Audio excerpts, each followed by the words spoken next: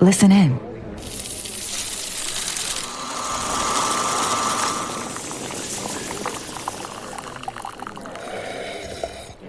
Starbucks. It's a great day for coffee.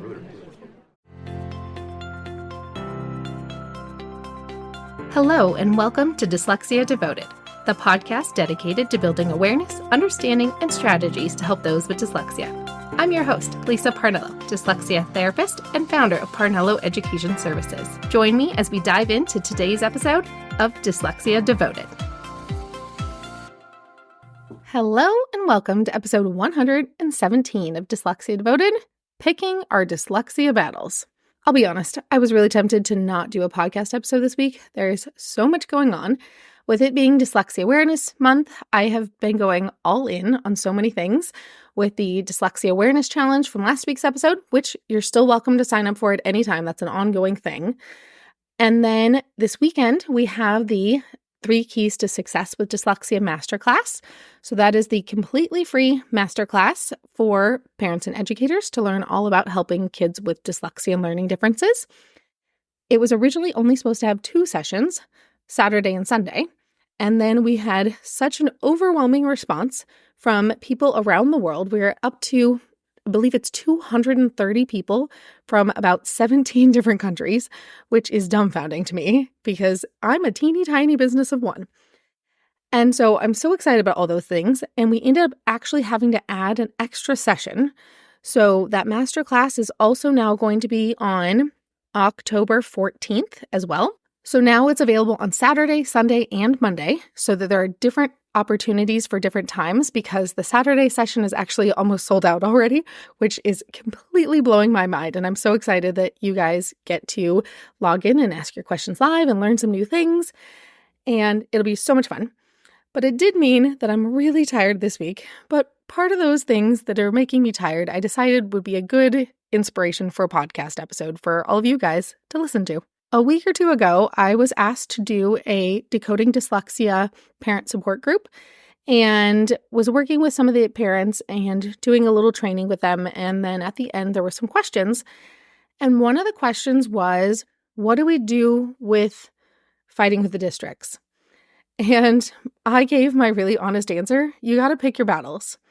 And sometimes it's not worth it. So let's talk about what battles we pick, because I've also been tired this week because of a certain battle that I've been picking and deciding really, really hard about which ones I'm going to fight for and which ones I'm just going to let go.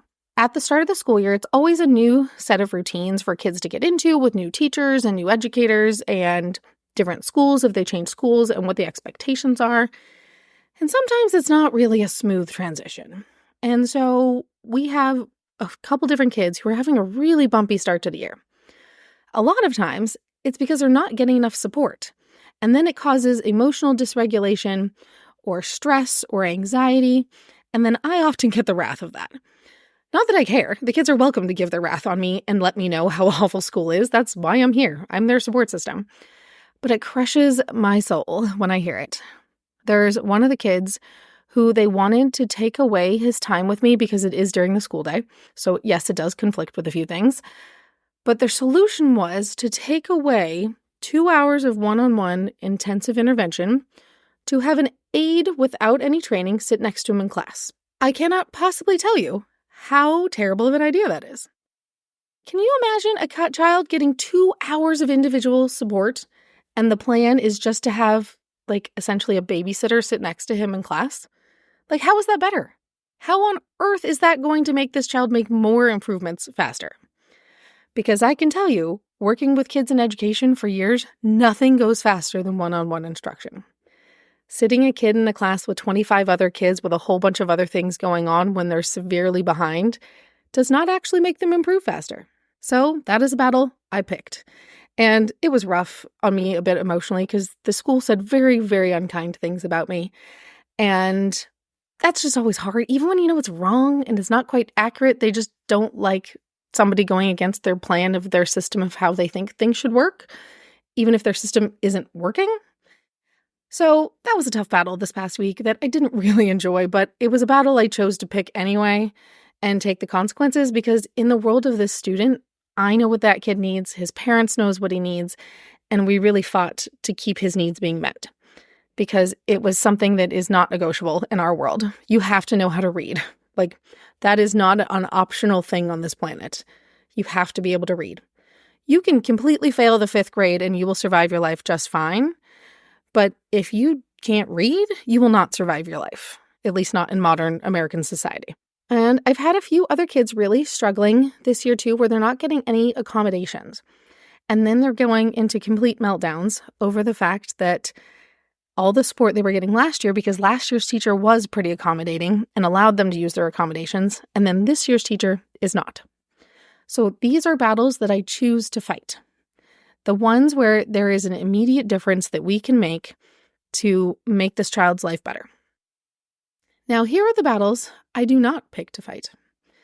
I do not pick going to IEP meetings and becoming an advocate. I know it's something that is so important, and I know advocates are a really important part of society. I just know they're not part of my world because I have found a lot of times if you have to fight a contentious battle, it takes a long, long time. And these contentious battles rarely result in the student getting the support they need, or if they do, it is years in the making. And these kids don't have years. So I choose not to fight that battle. A lot of times it is easier to change the child's environment or change their support system than it is to fight the system. So it is a battle I choose not to do when a school district is not being supportive. I'm not just going to keep fighting a losing battle because I've learned certain districts, it doesn't matter how much I fight them, they will never cooperate with me. So I'm not going to fight a losing battle. It's just not worth my time. So I would much rather fight to get a kid on my schedule. I would much rather squeeze them in when I don't really have time than I would to fight a school district that I've seen over and over and over again not help kids. Now, with that said, sometimes if a group of parents can come together and build awareness for a district and go up against the school boards and try to fight to make changes, or I've seen parents get on the curriculum committees and help pick good curriculums that help kids learn how to read because it's time to replace their terrible curriculum that they have and they need to make it better. Now, those are battles that are worth fighting. If you can be a change maker and work for the system for changes, sometimes those ones really are worth your time. But you also have to realize the changes you're making probably are not going to affect your own child. When it comes to selecting curriculum, it literally takes like years for curriculum to get changed into a school system. Usually it is only, addressed every certain number of years. There's an actual rule per each school district or school as to how frequently they will be willing to replace the curriculum because of how expensive it is to make the change. And so sometimes these battles are a battle that are worth winning, but you have to know it may not affect your actual child. It may not come into effect for your specific kids, maybe the younger siblings, but probably not the kid currently in school while you're fighting that battle. Now, I'm not saying these battles aren't worth fighting in general. You just have to prioritize them. Pick them. Where do you have the time? Where do you have the energy? And what is your ultimate goal? So a lot of times I've told parents, honestly, just finding a really good tutor is much faster and more effective than finding a good lawyer. Because the amount of time and money you spend with lawsuits and lawyers and advocates is all time and money that your child could have been learning to read if you just found yourself a good tutor instead. And at the end of all of these battles, you may not get that much great support. By the time even if you win your case, so to speak, it may not actually be anything all that wonderful that you get. You might just get some reimbursement for the thing you're already doing, or you might get, approval for services, but maybe not the great services because we have a teacher shortage. Teachers are burnt out and tired and, frustrated by the systems and being disrespected and things like that. And I just was reading in the news today about a bunch of school closures and school mergers because schools are losing funding. And therefore, who knows what support those kids are going to get. And honestly, the district I was reading about already has horrible support for the kids.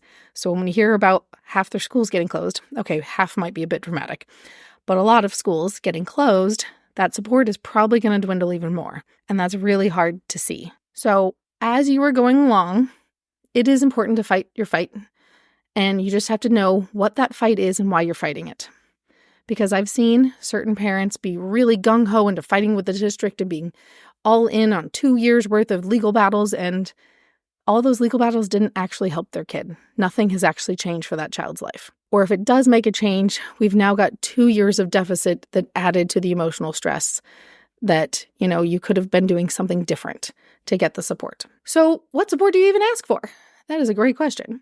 So that is actually one of the things we're going to be looking at the masterclass this weekend.